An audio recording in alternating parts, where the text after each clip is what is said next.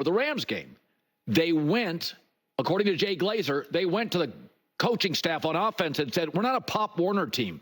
Give us stuff to do. Well, since that time, they're 2-0. Caleb Williams is completing 71% of his throws. They challenged him. He's a smart kid. 8.9 yards an attempt.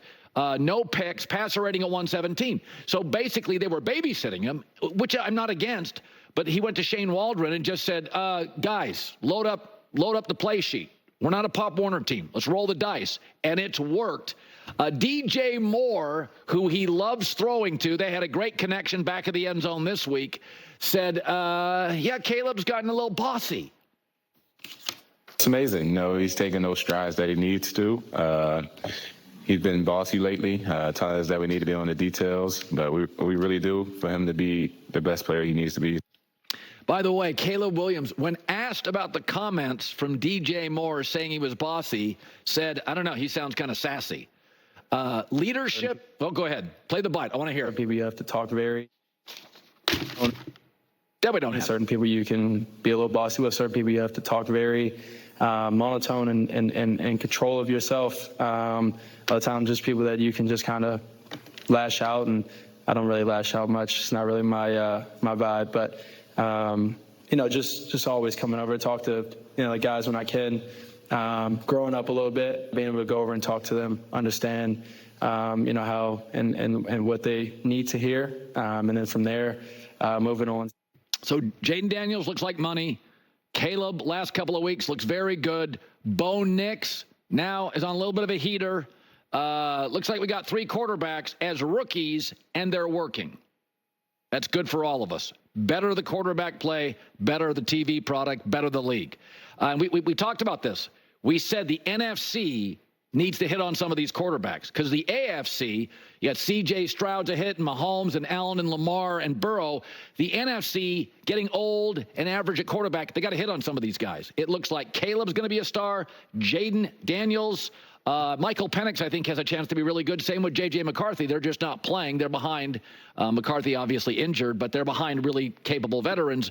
With that, we go to Greg Cosell, 45 years, NFL Films, is joining us. I want to start with Aaron because everybody got up, I presume, and watched the Sunday game in London. And we said before that happened, we said Woody Johnson has been the ambassador of the UK. He's going to have all his billionaire buddies in the box. If they don't win against Sam Darnold, the ex-Jet, it could be trouble. And then Sully gets fired. But one of the other things, and I through the years, you and I think have talked about this either privately or on the air. Aaron, I can tell how Aaron's playing by his mood. I can't with Dak. I can't with Kirk Cousins. I can't. Dak did not play well in space or in red zone this weekend with the Steelers. Didn't bother him in the final drive. Dak, very stoic, high EQ. Aaron, I can tell when he's thrown a pick. I can watch him and see him speed up to the OC. So some of this stuff we can blame Saleh, but I've got to tell you, Greg, I think Aaron gets breezy and casual, too much off the back foot. I don't love the way he's playing, but does the film disagree with that on Aaron's performance? Well, this game, and again, I know the firing occurred and everybody's speculating. I don't do that. I watch the tape. The Vikings are a really difficult team to play against with their defense. They show you a lot of front looks. They show you 7-man fronts, so you have to protect. They show you a lot of late coverage rotation. The yards are hard to come by against this defense. Unless someone makes a mistake on the back end, you do not get big plays in the passing game against this defense. They only had 1 pass play of more than 25 yards in the entire game. Now, Rodgers made some really good throws in this game. Some were dropped. But the bottom line is he was under duress. They force you to keep a running back in to pass protect, so it limits the number of eligibles you can send out. Breece Hall's a great receiver. They couldn't use him in that way in this game. So this is not a good litmus test game for judging either Aaron Rodgers or the Jets' offense. He still throws the ball beautifully. We know he got hurt in this game. He got hit an awful lot. The right tackle, the rookie Fashanu from Penn State, is really struggling in one-on-one pass protection. I think he probably has to play for another week until Morgan Moses is healthy. But this week, just watching that tape, that was a tough, tough go for the entire offense and for Aaron Rodgers. Let's talk Caleb Williams. So Jaden Daniels obviously playing well. I'm a fan of Bo Nix. He's getting more confident. They're winning games, kind of overachieving. But it does feel like the last 2 weeks, just the eye test, that his feet are better. He's not as frenetic. When I watch him, he feels just calmer, which, the veteran guys all feel that, but Kirk Cousins could be overtime.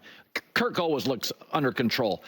Caleb didn't in the first couple of weeks. So what are they doing? What is Shane Waldron doing to settle accuracy the last 2 weeks? Greg is over 70%. Well, what they're doing, and the tape is really clear here, Colin, is they're really defining the reads and the throws for him so beautifully, which is the job of the coaching staff. So in other words, you want to put your quarterback in a position where when he drops back, if you can do it, and obviously this all stems from probability and tendency in given situations, understanding what the defense is going to show you and what route concepts will work against that tendency, that probability, they're defining it so clearly for him that they're giving him basically one read, maybe two at most, but one read so that it's clean. I mean, he hit some plays last week. The second touchdown to Moore was a beautiful example of that. We're looking at that right now, where they really made it clean for him through the use of formation and through the route concepts. So you really want to define it as well as you can. They've been doing a great job with that. It was particularly evident this week, and I'm sure they'll continue to do that, because then you allow him to play decisively. You never want your quarterback feeling like he's stuck in the pocket with nowhere to throw the football. And the last couple of weeks, he's looked a lot cleaner in the pocket because I think he's felt that he knows where to go with the football. So Baltimore and Washington, it looks like for the time being and going forward, could end up being a juicy rivalry where you have the great Lamar Jackson and sort of Lamar Light, maybe he's not Lamar Light, Jaden Daniels. They move. This is a proud football-loving part of the country. So Lamar Jackson, last several weeks, we worried about the O-line. He is just fine. What's the film say? I got to tell you, Colin, I watched that tape this week, obviously, of Lamar versus the Bengals.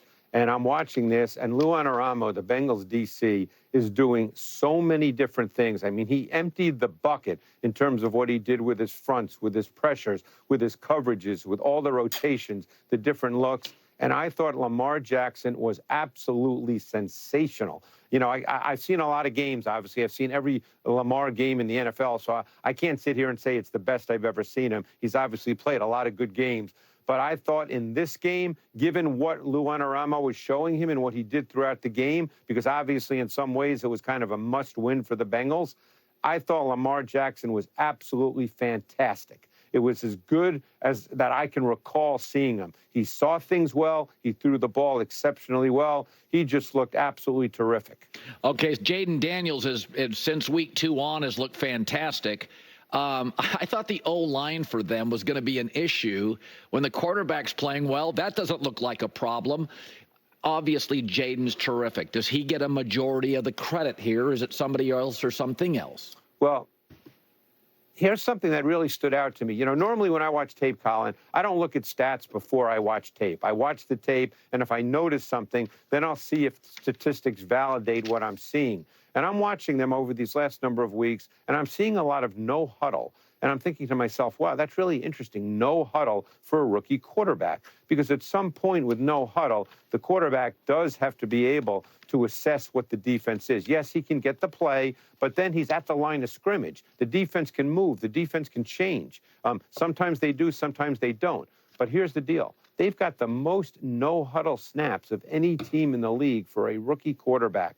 To me, that says an awful lot about his understanding of the game, his ability to see things the right way quickly. So Jaden Daniels, besides the obvious physical attributes, is obviously a really intelligent player, and they're giving him a good amount of freedom. So I was one of those who said I didn't like Daniel Jones being picked 6th. I didn't like them doubling down with him. But I'm watching the last couple of weeks, and 3 weeks ago I said on this show, don't sell your Giant stock, this O-line is actually really good. And I thought it totally controlled the Seahawks, who were beat up on their defensive front. But beyond that, Daniel Jones isn't making the mistakes. Remember his first 2 years, 3 years, it was fumbles constantly. It was bad throws. You know, Daboll has sort of coached the reckless out of him. It can't all be coaching. You have to have some capability here. What does the film say on Daniel Jones and the Giants offense? And I think it is a lot of coaching to some extent, because one of the things, and Colin, you watch quarterbacks in great detail, I know you do. One of the things we used to see from Daniel Jones a lot was he'd get stuck in the pocket with nowhere to throw the football in his mind. This past week,